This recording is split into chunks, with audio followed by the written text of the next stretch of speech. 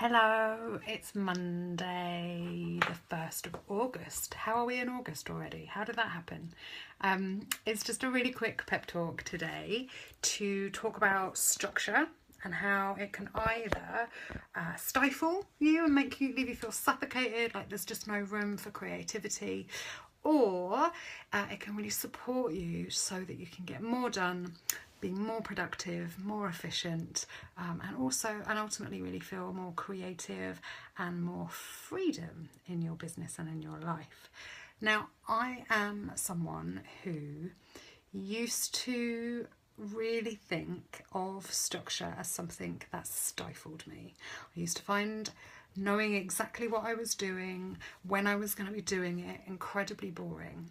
And so it took me a really long time to really get scheduling and really understand how my schedule could support me in feeling more relaxed, more supported, more capable, more creative, and ultimately have a more profitable business. I didn't really get how saying no and being more boundaried could lead to a place where I felt freer.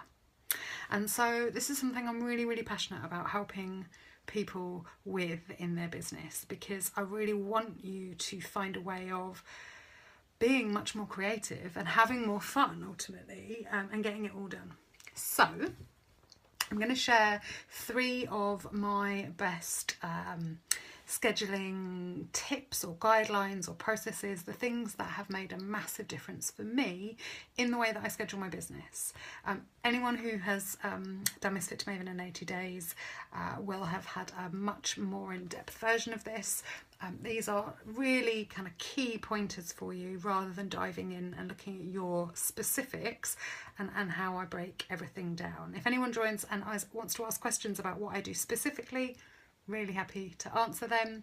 But otherwise, I'm just going to share these 3 things that are so important for you to include. So the first one is, if it's not scheduled in, it won't happen.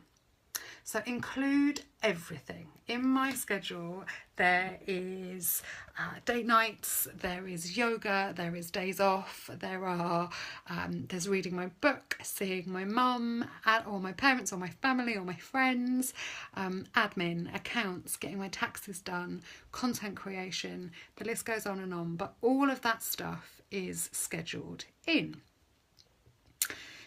You don't need to put the detail in, but you do need to have the detail in somewhere like Asana or Trello or Evernote. So make sure you're breaking it down into small enough chunks and allowing the right amount of time for each chunk or task. But in terms of actually this schedule, schedule it in blocks of time. So my second tip is schedule in time in blocks, and different coloured blocks or different blocks for different activities. Okay, so I'm going to see whether I can pull my calendar up, 2 things at once, and just show you what the last week of my life looked like. So I'll just show you that quickly. Can you see that?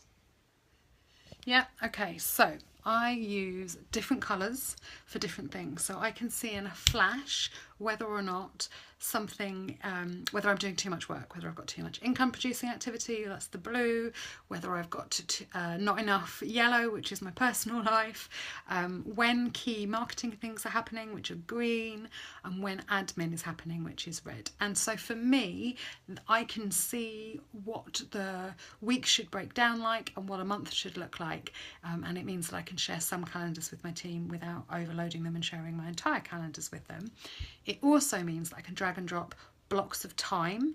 So if I put it in on a Wednesday morning and then a client wants to book in at that time, I can move it around to another day really easily. So I schedule in blocks of time for different activities. And the tip for that really is to work out the different types of activities, and then when in the day, the week, or the month that you are going to be the most productive at doing those things. Okay, so I know that the first day of the week, Monday for me, is an admin day. It's when I have team meetings, when I set people up for stuff, when I answer emails, and get all of the kind of major bits of admin in my life done, and that includes life admin. So I deal with tax stuff, I pay my council tax, all of that kind of thing. So everything like that happens on a Monday.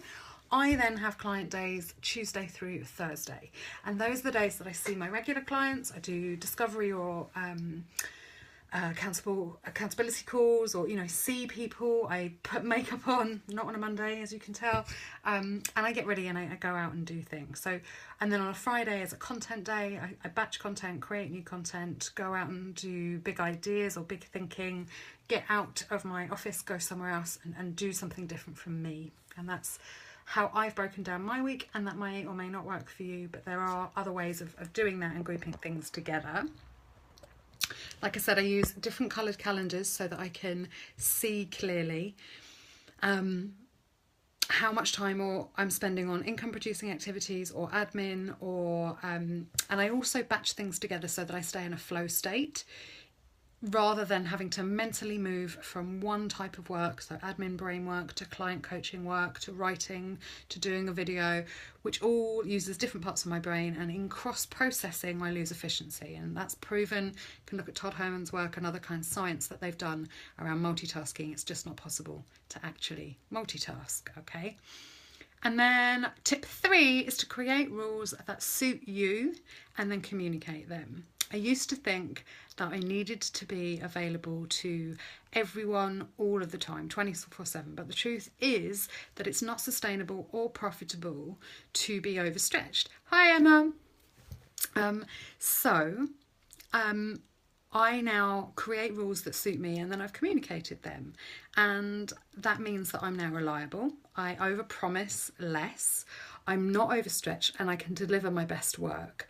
And it means that I'm happy and healthy, so my clients know what they can expect from me, and I really communicate that. I can really communicate with them when I'm available, at what times and for what type of work, and there's boundaries around that. Now, what that means is that I now have a waiting list and I run a profitable business. And before, I was available to everybody all of the time, didn't have a waiting list, wasn't running a profitable business. So for me, there's very much a correlation between those two. So those are my 3 top tips on scheduling to feel supported. They are, if it's not scheduled, it won't happen. Make sure you include everything. Schedule time in blocks for different activities and consider using colours, and create rules that suit you and then communicate them with other people so that they're able to fit in and so that they know what to expect from you.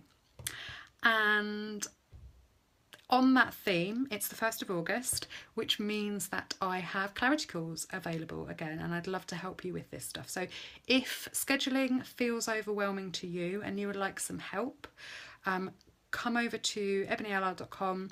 If you click through to any of the Work With Me pages, there will be a clarity call, and otherwise I'll pop a little link in here and you can go schedule yourself a clarity call in August with me. Just so that you all know, I only have 1 space available, and that's for a Be Kinder 6-month with me right now. I am taking bookings for Kick-Offs and Wake Up for dates in September, and I have a few dates left in September, so I would love to work with you. Otherwise, MCHM80 is available again. I'd love to take on a pod if there are 4 of you. If 2 of you come to me, I'll help you make a pod of 4 minimum so that you can do it as a group. And otherwise, it is available DIY, so you can do it in your own time, have access to all the modules, and obviously get some support from me if you don't understand something or you need some help. So those are my tips on scheduling. Have a fantastic week, and I will see you in here on Wednesday for A Woe Is Me.